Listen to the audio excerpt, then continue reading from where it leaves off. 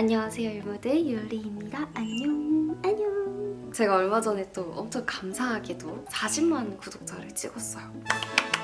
40만이라는 숫자가 너무 믿기지가 않고 어쨌든 40만 명이 구독 버튼을 이렇게 한 번씩은 눌렀다는 거잖아요. 그게 얼마나 의미가 커 나한테. 아무튼 40만 명 됐으니까 40만 Q&A를 한번 찍어보고 싶어가지고 인스타그램에 무물에다가 율무들한테 질문을 좀 받았어요. 추려서 정리를 한번 해와봤어요. 일단 시작하기 전에 제가 또 립을 율무들한테 알려줘야겠죠? 요즘에 내가 뮤트하면서 살짝 쿨한 그런 느낌으로 메이크업을 하는 걸 좋아해서 이 립 조합을 좀 많이 씁니다. 일단 1차로 하트 퍼센트 피오니 핑크 이거를 1차로 입술에다 싹 발라줘요. 되게 촉촉하고 부드럽게 싹 발리는데 이게 마무리감은 되게 보송하게 마무리가 되거든요. 그리고 나서 이것도 하트 퍼센트 크리미 핑크라는 컬러고 이걸로 외곽을 한번 따줍니다. 그리고 안쪽에다가는 이거 3C 이거 되게 좋아하는 건데 블러 매트 립스틱 이 컬러인데 이거 안쪽에 발라주면 진짜 너무 예쁘거든요, 율무들. 어쨌든 이렇게 세 가지로 해줬고 제일 중요한 거 입술 한 다음에 마지막 마무리를 섀도우 있죠? 이런 입술색이랑 비슷한 섀도우로 이렇게 외곽 부분을 살짝 파우더를 이렇게 해주면 더 뭔가 보송해 보이고 블러한 느낌으로 되게 예쁘게 되거든요. 블러셔는 살짝 쿨 느낌이 나기 위해서 일단 1차로 이걸 깔아줘요. 나 이거 깨졌어. 피 블러셔 멜로우 럼미 라이트 이거 너무 유명하죠? 이거를 여기가 되게 칙칙하잖아, 다크서클 때문에. 파운데이션으로 잘 커버를 해준 다음에 광대에서 눈으로 이어지는 이 구간 있죠? 여기에다가 살짝 1차로 넓게 깔아줘. 그리고 나서 롬앤의 블루베리 칩 이거를 이제 포인트 컬러로 안쪽에다가 살짝 발라줍니다. 이런 Q&A 질문들은 또 답변을 길게 하면 금방 루즈해지잖아요, 여러분들. 빠르게 한번 해볼게요. 첫 번째 질문부터. 언니의 코밥이 최애 맛은? 저는 솔직히 한 가지 맛을 못 골라요. 제가 다 좋아하는 맛들로 만들었기 때문에 한 가지를 고르기 어렵긴 한데 최근에는 곡물을 진짜 많이 먹어요. 너무 맛있어.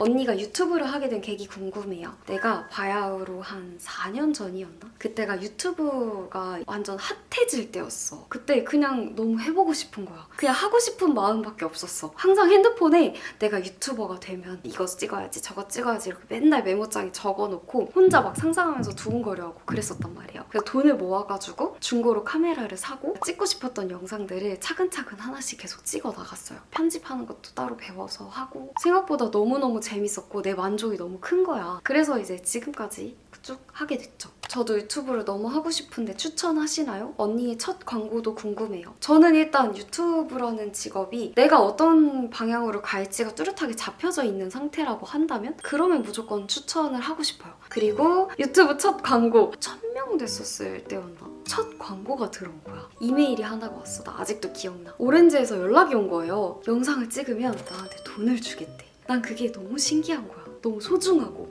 뭔가 나한테도 광고가 오는구나. 그때 내가 받았던 돈이 제안을 처음에 주셨던 게 영상 하나를 만들었을 때 5만 원이었어요. 5만 원. 그래서 막 발발 떨면서 와 나한테 영상을 만들면 5만 원을 준대 이러면서 두근거리고 그랬었거든요. 근데 이제 5만 원보다 조금 더 올려서 얘기를 한번 해볼까 해서 3만 원 더 해가지고 그때 한번 8만 원을 제가 제안을 드려가지고 8만 원으로 영상을 찍었던 기억이 납니다. 그게 내 첫 광고 영상이었어. 너무 소중한. 언니 직원분들은 총 몇 명이에요? 지금 유튜브에는 3분이 계세요. 그리고 웹디자이너 분 한 분 계시고 마켓 관련된 쪽으로는 2분이 계셔서 총 6명이 계십니다. 언니 직원분들 관리하는 것도 궁금해요. 제가 쇼핑몰을 시작해서 첫 직원분을 고용하게 되었는데 좀 어렵네요. 저도 이제 편집자분 1명으로 시작했을 때, 직원 1명으로 시작했을 때는 좀 대하는 게 어려웠어요. 왜냐면 나는 항상 내가 준비하고 내가 찍고 내가 편집하고 내가 올리고 이런 거에 이제 익숙해져 있다 보니까 나듯이 무언가를 해주는 사람한테 지시를 내리는 거 그런 모든 것들이 되게 어색했던 거야. 근데 하다 보면 율무 다 괜찮아져요. 너무 모든 걸 다 해주고 너무 뭔가 가족처럼 계속 따스하게 이렇게 처음부터 해주시는 거를 저는 솔직히 크게 추천하진 않아요. 당연히 친절하고 다정하게 대해줘야 되는 건 맞는데 그게 과해졌을 때는 나에게도 안 좋고 그 사람한테도 안 좋을 수 있기 때문에 지켜보는 게 필요하다. 언니 속눈썹 펌 하셨나요? 네, 했습니다. 최근에 했는데 지금 그래도 거의 3주 돼가고 있거든요? 근데 지금 말짱해요, 아직. 좀 오래 가는 것 같아. 처음 가보는 곳이었는데 근데 나 이거 말하고 싶은 게 있어. 언더에도 제가 속눈썹 펌을 했거든요. 처음 해봐요, 언더에는. 근데 제가 진짜 후회를 하는 게 이 언더를 할 때 이 아래쪽 점막 있잖아요. 여기에 그 속눈썹 펌 제가 잘못 들어갔나 봐. 화상 입은 것처럼 부풀어 오르고 그런 거예요. 그래서 진짜 깜짝 놀랐어요. 그게 제가 피부과를 갈 수가 없었거든요. 근데 유무들한테 영상으로 꼭 말해줘야지. 하지 말라고. 하더라도 진짜 조심하라고 얘기를 해줘야겠다 생각을 하고 있었거든요. 언니 동생이랑 사이가 좋나요? 네, 동생이랑 저는 사이가 좀 좋은 편이에요. 제가 남동생이 2명 있어요. 첫째 동생이 탁구를 했거든요. 탁구 선수.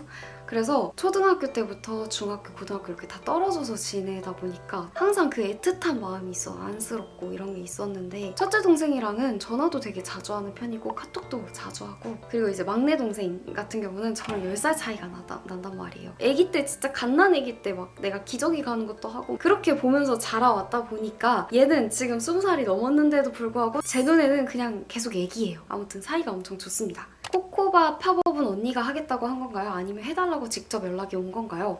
코코바 팝업 같은 경우는 오프라인 팝업을 제가 뚜렷하게 생각하고 있진 않았어요. 그 정도까지 아니라고 생각을 해서. 근데 이제 현대몰에서 라이브를 했으면 좋겠다라는 제안을 저한테 주신 거예요. 근데 이제 아는 유무들도 있겠지만 제가 라이브를 그렇게 좋아하지 않아요. 왜냐면 너무 떨려. 근데 가만 생각해보니까 좋은 기회가 될 수가 있을 것 같다는 생각이 들어서 같은 현대 라인이잖아요. 현대백화점, 현대몰 뭐 이렇게. 그러면 저희가 코코밥으로 라이브를 하겠다. 대신 이제 여의도에 있는 더현대의 오프라인 쪽에 계시는 분이랑 미팅을 한번 잡아달라라고 이제 말씀을 드려가지고 담당자님을 만나서 제안을 하고 설득을 해서 하게 된 거죠. 유무들도 오프라인으로 만나고 싶고 그래가지고 네, 아무튼 잘 마무리했죠.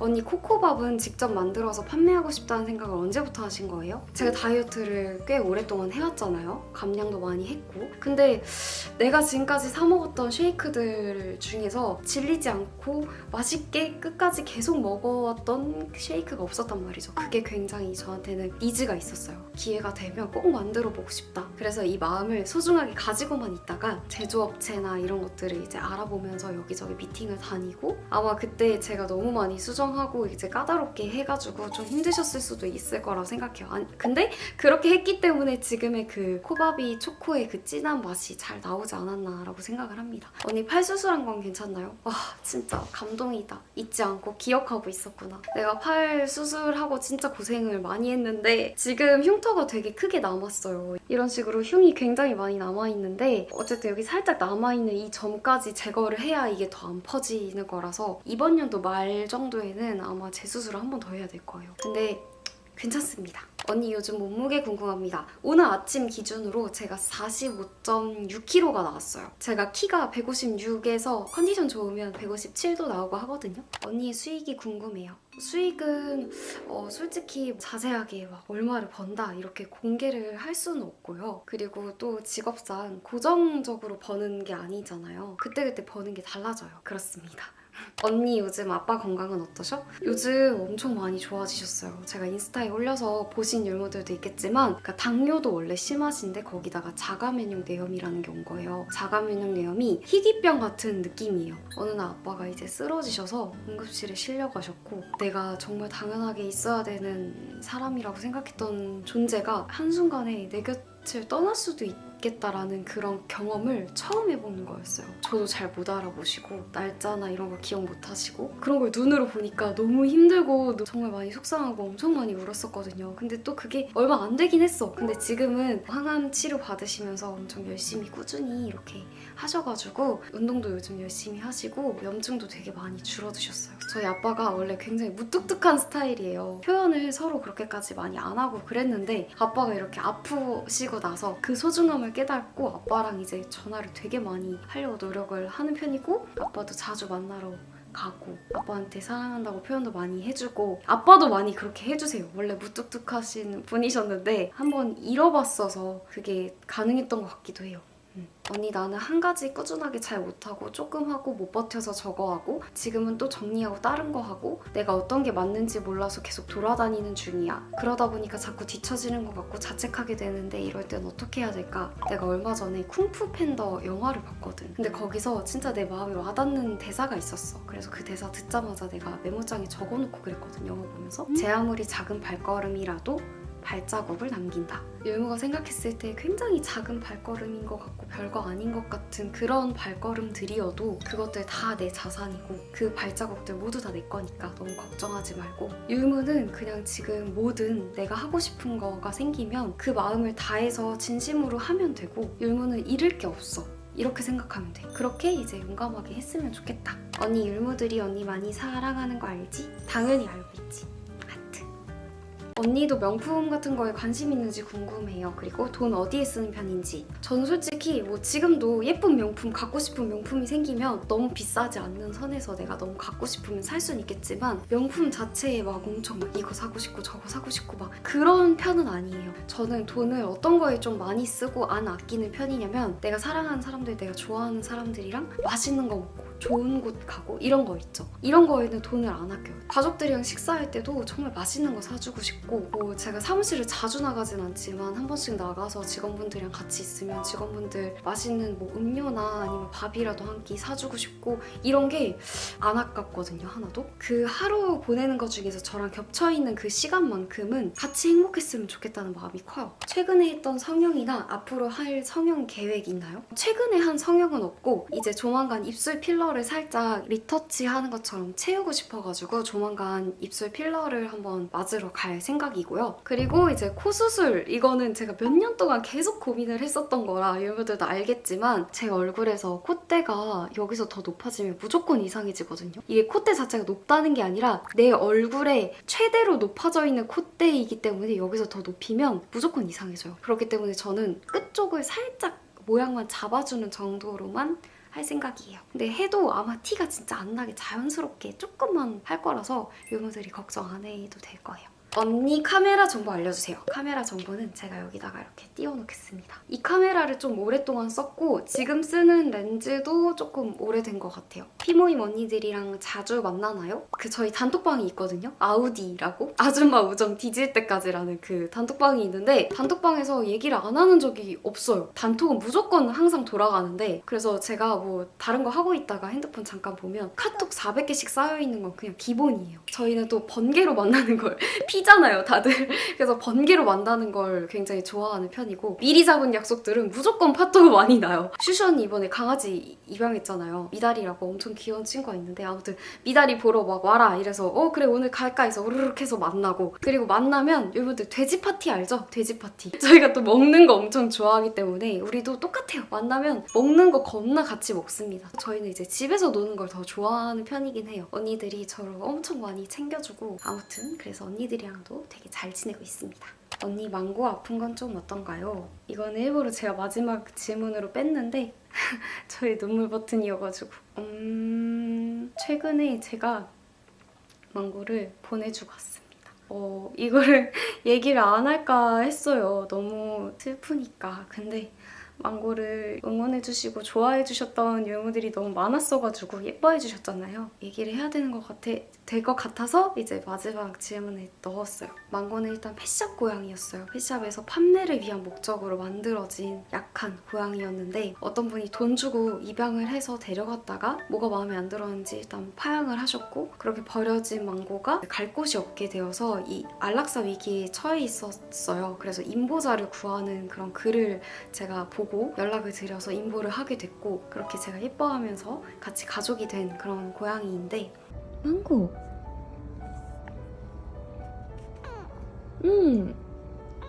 그랬어. 오, 그랬구나. 배고파? 아니야, 졸려? 알았어. 망고는 어릴 때부터 잔병 치레가 되게 많았어요. 스트릿 출신인 희동이 같은 경우는 면역력도 되게 좋은 편이고 뭔가 아프더라도 치료를 했을 때 좀 금방 낫고 이런 게 있었는데, 펫샵 고양이들 다 이제 판매를 위해서 계속 억지로 만들어지는 고양이들이다 보니까 몸이 진짜 다 약할 수밖에 없어요. 망고도 그중 하나였고, 망고가 위 쪽에 림포마, 암이라고 하죠. 암이 이렇게 있어서 그것 때문에 음식을 넘길 때 계속 불편해가지고 토를 하는 거다라는 이유를 이제 찾아내게 됐고, 망고? 거기서 봐봐. 알았어. 오지 말고 저쪽으로 가봐, 망고야. 엄마 좀 찍게.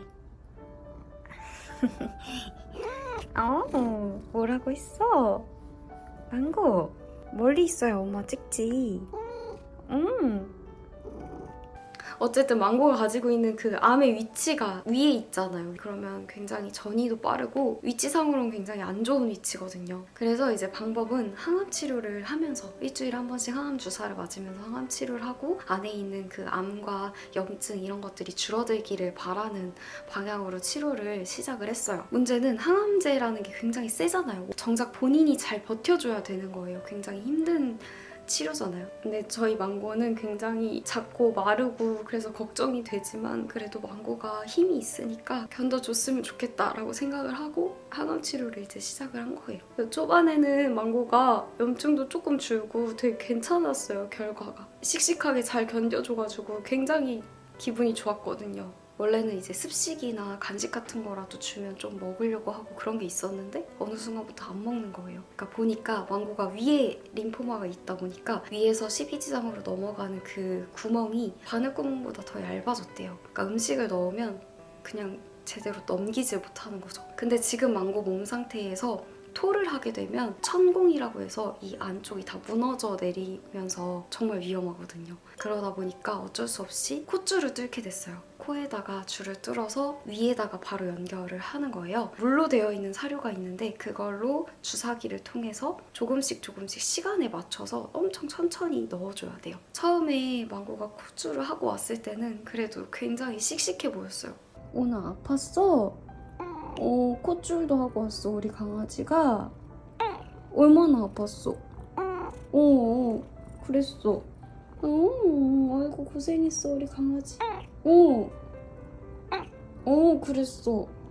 그 콧줄을 뚫는다는 게 저한테 정말 최후의 수단이었었던 거였거든요. 왜냐면 고양이들은 스트레스도 많이 받아서 여기에 뭐가 박혀있고 선이 보이면 당연히 스트레스 많이 받잖아요. 이 망고는 어쩔 수 없이 그렇게 뚫었고, 제가 마음이 되게 아팠던 거는 망고가 배고파서 먹고 싶어 하는데 자기가 못 넘길 거라는 걸 아니까 음식을 이렇게 머뭇거리면서 거부하는 그 모습을 제가 봤을 때 진짜 많이 속상했거든요. 어쨌든 그래서 그렇게 주사로 망고 조금씩 챙겨줬는데 그때부터 망고가 점점 안 좋아지는 게 좀 가속화됐던 것 같아요. 제일 중요한 건 이제 들어간 항암제가 망고 골수 억압이라는 걸 하거든요. 그렇게 되면 몸이 전체적으로 안 좋아져요. 근데 망고가 그날 유독 엄청 힘들어 보였을 때가 있었는데 그날 저녁에 뭔가 느낌이 왔어요. 뭔가 이렇게까지 힘들어하지 않았었는데 망고가 힘이 너무 없어 보이고 걱정을 하고 있었어요, 옆에서. 그러다가 새벽에 갑자기 망고가 설사를 하기 시작하는 거예요. 근데 이게 망고가 엄청 깔끔한 성격이어가지고 뭐 묻으면 막 그루밍하고 무조건 깔끔하게 있는 걸 좋아하거든요. 근데 그런 망고가 자리에 일어날 힘이 없어서 그 자리에서 설사를 조금씩 하는 거예요. 그걸 보고 이제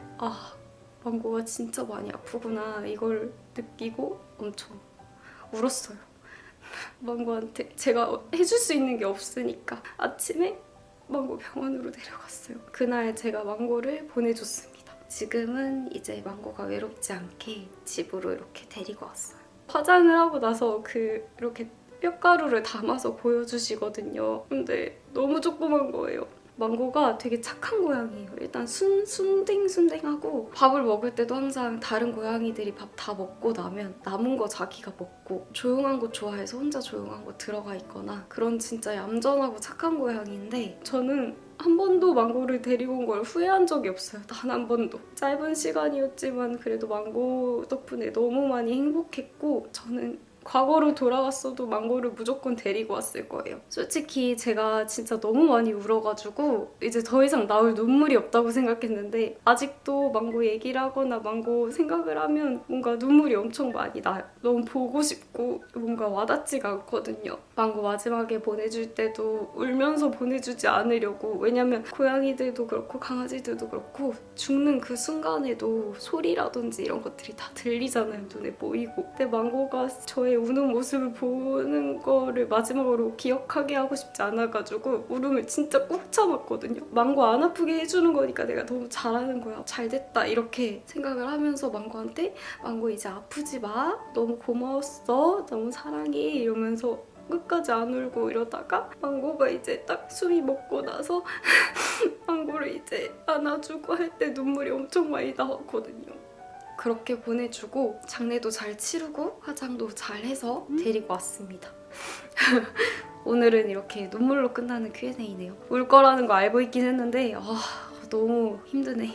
우리 망고 예뻐해 주셔서 너무너무 감사드리고 아마 하늘에서 오순이랑 같이 뛰어놀고 있을 거예요. 제가 오순이 보내줬던 그 장례식장에서 망고를 같이 보냈거든요. 그래서 둘이 심심하지 않게 잘 놀고 있을 거라고 생각을 합니다. 저는 또 다음 영상에서 늦지 않게 찾아오도록 할게요. 안녕!